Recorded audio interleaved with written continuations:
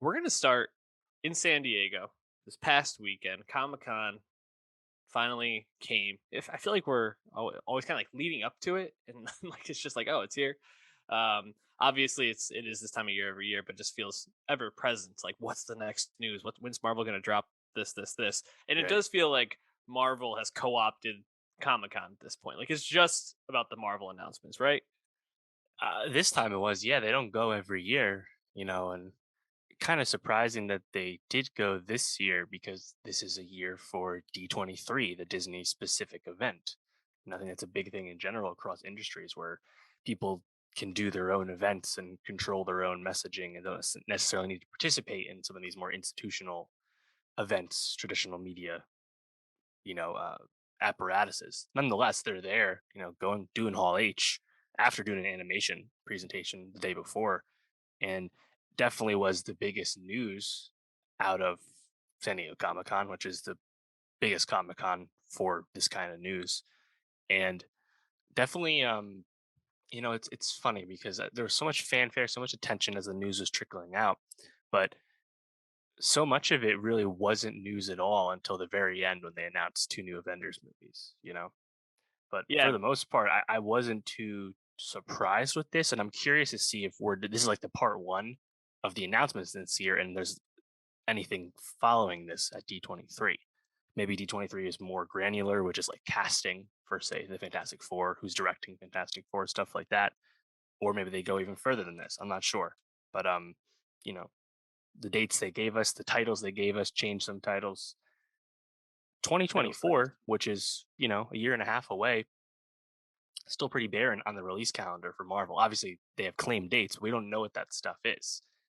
This is not has hadn't to this point been their strategy to keep things closer to the vest, but it feels like they're doing that with the movies, or maybe just because the TV is so ever present in their phases. It's like they feel like they've released a lot of news and information about future projects, but to me, I just don't value the TV in that way until proven otherwise.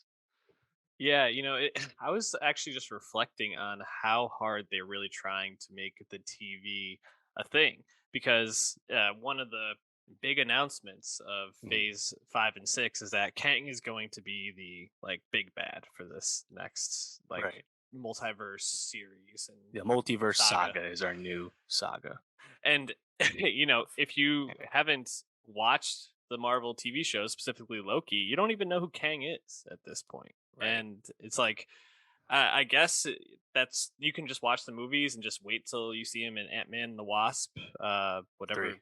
yeah, Yeah. three that's coming up in, I believe it's 2023 February. Yeah, that's But that's the next one, the first one of next year. Yeah. it's like, man, they're really just trying to make it so you have to consume everything, just giving these little crumbs to like make sense of the things to come. And I don't know, Mm, I yeah. can't get excited for She Hulk. I'm sorry, I just can't. Right. Well, and to this point, you didn't really need to watch WandaVision to understand Doctor Strange too.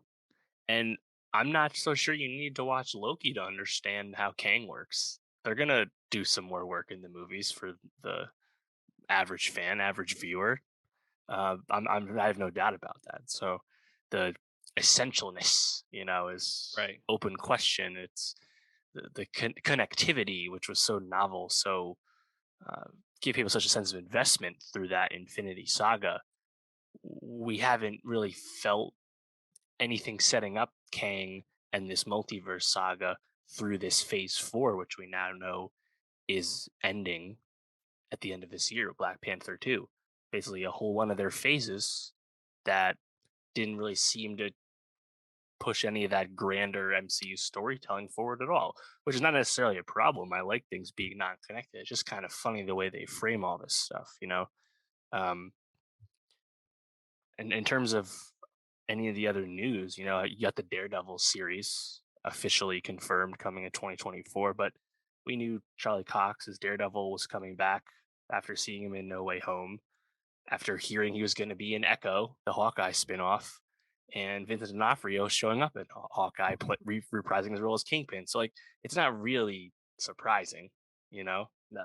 Um, Thunderbolts movie was already there's real reporting about the director of that film, so that's not that shocking.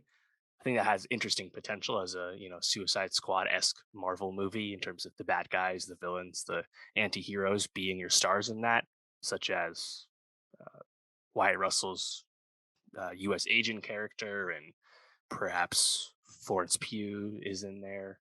Um, who knows? They have options, but that has at least some interesting potential, I suppose.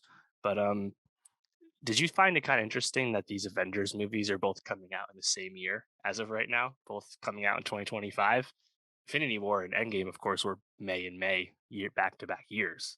But to have both of them come out in the span of like 7 months, doesn't that seem kind of odd? I don't know. Like from a money making standpoint, you could definitely maximize things, but regardless, like I don't know, like they're like, oh, we don't have anything left to fill in from a storytelling perspective. We might as well just finish this 2 part like event crossover movie. I don't know. That raised my eyebrow.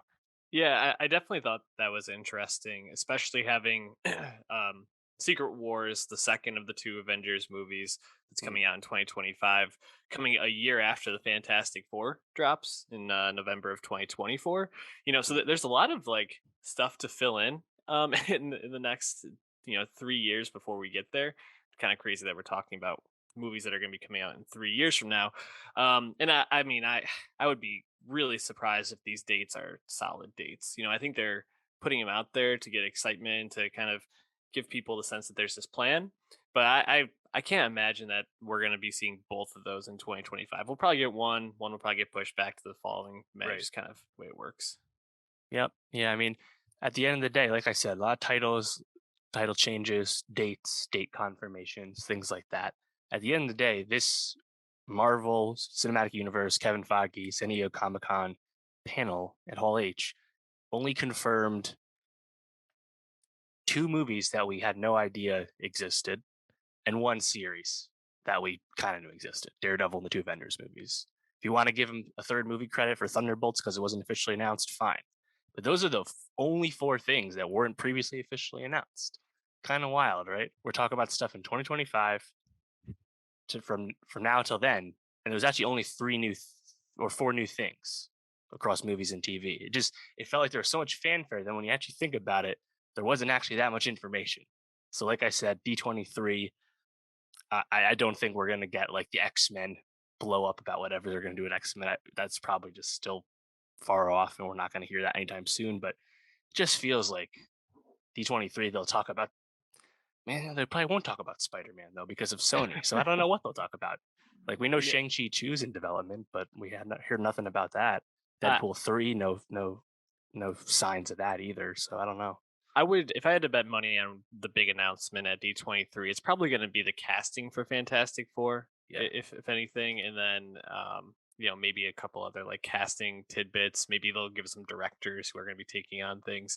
I mean, it's Secret Wars is like very very interesting to me, only because the runtime for Endgame and Infinity War was already like pushing it. We're like talking 3 hour movies that I was happy to sit through, incredibly satisfying, but they're 3 hour movies. Secret War, with all the characters and all the different multiverse, timelines that are going to be Yep. interceding in that, that's going to be a fucking crazy project to tie everything in, give everything the time it Yeah. needs. We could be talking 3 hours plus. So Yeah, I uh have to imagine they're in talks with the Russo brothers to come back to make those have to be. movies, and we'll talk about them later with the Gray Man, which just came out Mhm. on Netflix. They got their fill, did some non-Marvel properties, titles, original stuff more or less, and now they're like, all right, come back, take a new bag from us, and make this fucking work because we don't know who else to ask. That's kind of what Yeah. I think about it.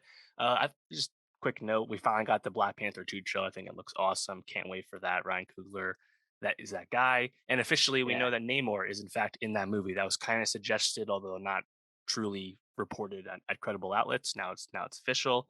That's exciting. Um, other than that, though, yeah, I don't think there's a whole lot more to think about. There's so many. We know about so many TV shows, man. We already Yeah. know about all this shit. Yeah, I think the only like I agree. Wakanda Forever looks great. my main takeaway from that was I could never have guessed Kendrick Lamar and Bob Marley mashup would work that well, but it got me hyped, man. That all right with That's right. we got I think they both are called all right, or I forget the Bob Marley song name, but yeah, awesome mashup. Looking forward to that. But I think that wraps it up for San Diego Comic Con.